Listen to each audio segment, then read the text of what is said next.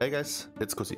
Welcome back to the 7th episode of the waiting room for Bladestorm to return for Fury, because that will absolutely happen. In the last episode we conquered our fear of chains while pulling a decent upgrade from our vault and ended the episode with an item level of 511 as well as a dungeon score of 2368. That's 132 rating away from our goal of Keystone Hero for those of you that still use their fingers to count to 10.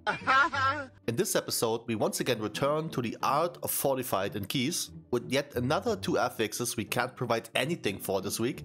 Warrior's so cool, man.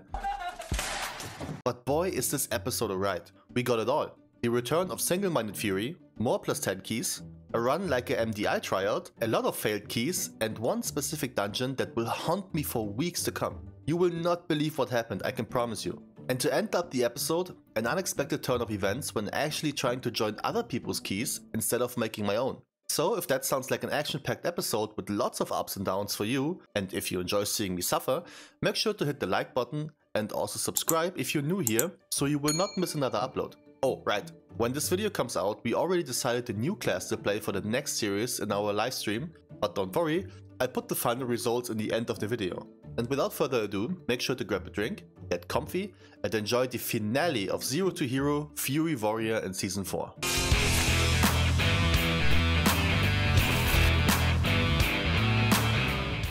Alright, so with the start of week 4, I convinced myself to head back to the depths of hell that is single-minded fury. And all I need for that are 2 weapons. So I dove into LFR to obtain another raid item token coin thingy in order to buy myself the only one hand that matters. And because we already got maxed out 2-hand weapons, the upgrading was easy and only cost flight stones. Oh, I also got myself a crafted item, and even though the wrist that just flat out brings extra verse in parties was recommended, I wanted to try this puppy out. 708 haste for every new target attacked. Sign me up, bro. And our week starts with the key we've gotten from the vault. And it's one that I slowly get tired of. Dragonflight 10. And with the ongoing affixes, this was a wake-up call. Speaking of affixes, Fortified returns to empower trash to an annoying amount. Followed up by Afflicted, which spawns up to 2 ghosts that either need to be dispelled or healed, which, yeah, we can't do either. And we got Raging, which makes mobs immune to CC once below 30%. Though some classes can dispel rages, we certainly can't. Thanks, Ian. So meaning we are even more useless than last week, which is fantastic news. Yet those affixes won't stop people from doing some mad pulls. Dragonflight's trash in the beginning is so incredibly annoying, especially for melee, because besides those archers just randomly trying to put an arrow through your knee, sometimes this happens too.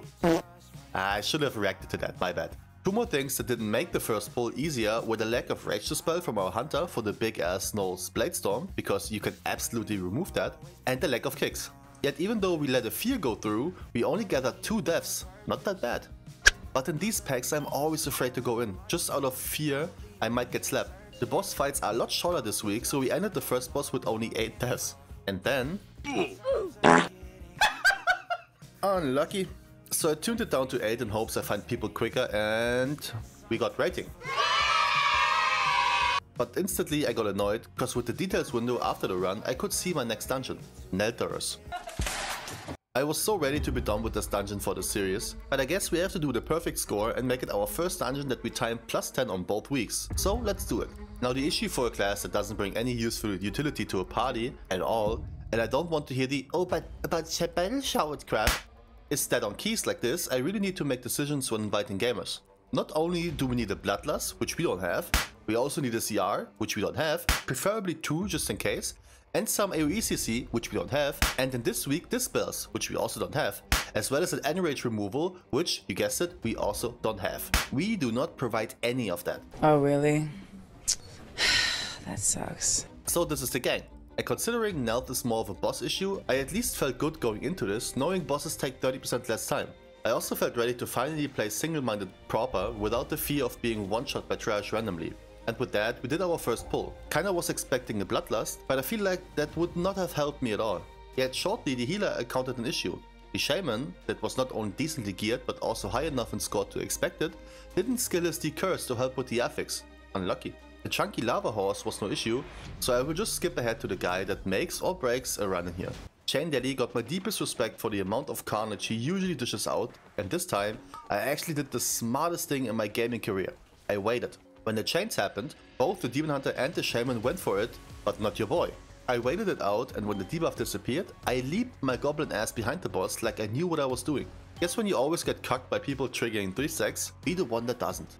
Yet here's when I felt like SMF is a bit off. I only did 120k DPS on the third boss. I think the main reason, besides me being ass, is that you need to take away so many good talents in order to have both single-minded fury points spent that you straight up just lose single target. I know some people said that the difference between the two isn't that much, but I believe the difference in Mythic Plus talents is a lot higher.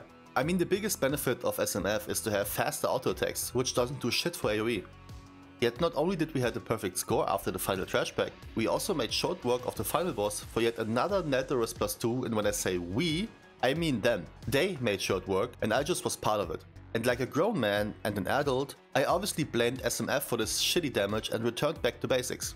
Single-minded officially dead this season. Pussy confirmed. Next up will be my personal 3 stages of hell. But first, let me quickly remind you that we are in fact on the road to 10k on this channel, and if you watch this far without being subscribed, I mean, come on. If we manage to achieve that goal, there will be a 24-hour stream happening, so make sure to be part of that tournament one day. I really appreciate your support. We received a Nokhud 12, and after the ridiculous performance just now, 12 is not an option. And for this +10 key, I felt like I gotten myself some chats again. 2 dispels, 2 CRs and a lust, as well as AoE CC. And even though most Nokhud runs start with a limit test and some deaths, this one didn't. We just didn't double pull. What? This apparently is also an option. Who would have thought? And this run went perfect. First boss, no deaths. Second boss, no deaths. But then came those birds. Now those birds are usually the only reason why people die here. If their cast gets through, they apply a debuff to the entire party, and if all 3 do it, it's Jova. So some people, like myself, usually just pull them solo in between packs, just to remove the chance of wiping. With a Demon Hunter however, you can play them easily due to Sigil of Silence. Yet here's the problem. Okay, tank dying is also the problem, but that's not what I meant. Chant of the Dead is. When finishing this cast, which you cannot stop by the way, every mob will receive a rage buff that increases damage done by 20% and reduces damage taken by 20% as well. So in short, they hurt more and take longer. Both of these things are bad, so if you're tanking those, move them away. The other problem is that at some point, due to raging, the birds are not CCable anymore, which means only kick helps. And usually that's very uncoordinated. Healer was triggered after the second wipe, and after a certain purple boy did some body pulling, we wiped again to have the healer leave.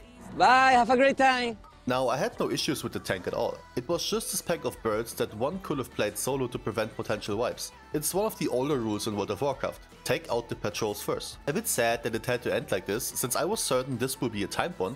I was looking for people to do the 8. 2 things to look out for on this run are the tank, spoilers, he was insane, and the time, around 2:30 AM on the Saturday. This time we did not pull slowly, which led to multiple deaths again, but at this stage of the game, it's a lot more common than the safe way we just did. And because DKs don't need healer, our healer tried to absorb as much damage for the party by standing in most of the things. We legit farmed a whole bunch of deaths from nothing, avoidable one-shots most of the time, but because our tank provided this insane amount of damage, we were still solid on time. Yet just when we killed the second boss, that again took longer because of dirt naps, mainly because there was a slight lack of healing, this happened. Oh, hell no, man. What the? And all of a sudden, it was a race. Now, this is what I meant about the tank earlier. He knew exactly what to do. He just pulled, no remorse. Either the trash drops or we. While the clearing of this trash took ages, granted you do like 40% here, 3 AM came closer and closer. By the time we were at the final stage with the final 2 mobs to deal with, we had less than 4 minutes. When we pulled the boss, we had 2 minutes 30, and for some reason, instead of using this stone for cover, people sent him charging to Narnia. Not good when you're in need of time. Intermission phase, 90 seconds left, 45 seconds, 30 seconds, 15 seconds. Come on, come on, come on, come on! Bruh. God, damn it, Needless to say, I was devastated.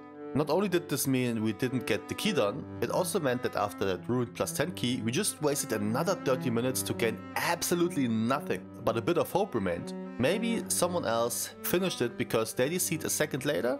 I mean, look at the HP, surely there wasn't much left, right? So I waited till 4 AM.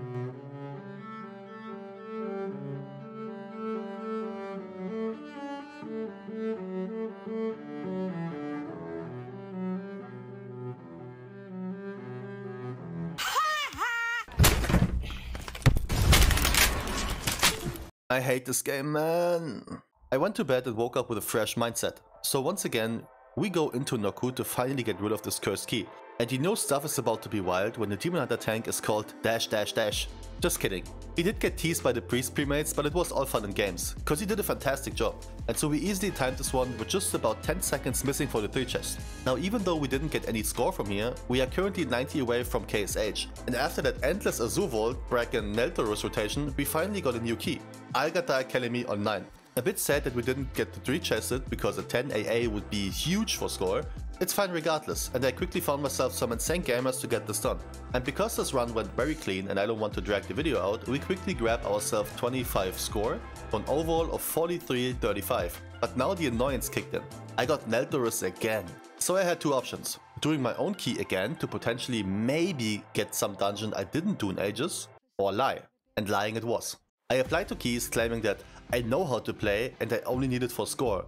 Part of that wasn't a lie though, I really do need to score. And I somehow got myself into a group of gamers that, well, were insane. It took me a minute to understand what kind of dungeon this would be, big ass pulls. And I assumed most of them were buddies cause nothing got communicated. I was very happy I learned how to keep my fingers still until the tank gathered everything. And still... Okay, I messed up on the first pull, happens. Not anymore.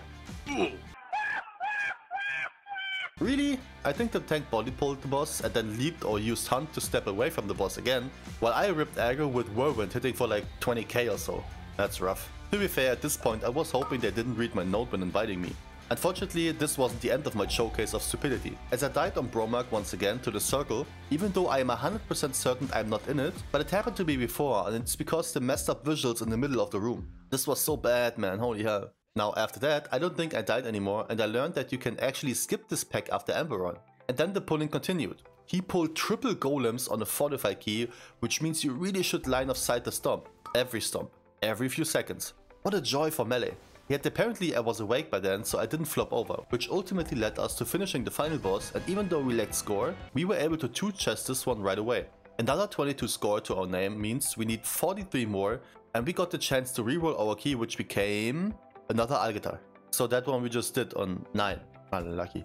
And even though those guys clearly are gamers that usually wouldn't even talk to a filthy casual like myself, they were super chill and even had a bit of time for banter in between the run. Thank you guys for getting in people like me and carrying their asses. Much appreciated.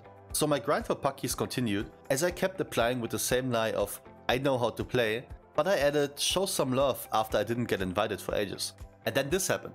Ruby on 9 would bring some mad score, since my highest is a 6 and that's on Tyrannical. So messing up was not an option. Yet I don't know what was happening today. Either I just got worse overnight or people just got a lot better. This run was clean. No issues at all besides that one dragon we tried to skip but pulling accidentally.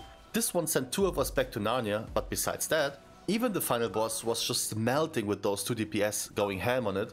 So we yet again 2-chested to achieve. Remember how much score we needed for KSH? 43. And even though I wasn't too far behind the Shaman in terms of overall damage, Elishami and Fury Warrior are usually just the classes to fight for the participation reward instead of the top anyways. But hey, at least I didn't die 5 times to stupidity like on that older run. With that, we conclude the first Zero to Hero of Season 4 with 42 dungeons done, plus a handful of disbanded ones, an exact score of 2500 and an item level of 513. Thank you for watching and thank you even more for supporting the road to 10k we are on right now. I really appreciate it, for real. But instead of sending you off without anything else, I will show you the final result of the new spec to be played soon. Yet before that, I hope you have the most fantastic day whenever you see this, and I will catch you on the next one when we start a new journey. Until then, take care. To give you guys the necessary context here, I planned on doing 2 runs of marbles to decide the spec to play, and because we had a melee, only range DPS, healer and tank were options to begin with. But I talked with a few gamers in the Twitch chat and we decided to give 2 specific melee specs a chance for glory. That's why Assassin Rogue and Frosty K are into the mix. But I gave tank, heal as well as range more chances of winning. So with that being said, this is the final result. The Anus Rogue? Where's the Anus Rogue? Oh, asses. Oh, range DPS tank are stuck, as well as the SS. Where's the Frosty K? Frosty K is not too bad. He's in the lead a little bit. Frosty K is in the lead.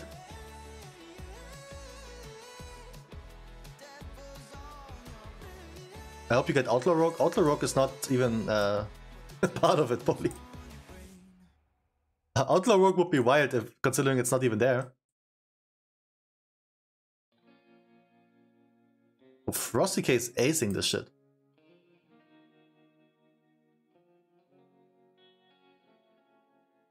Oh, everyone else is stuck.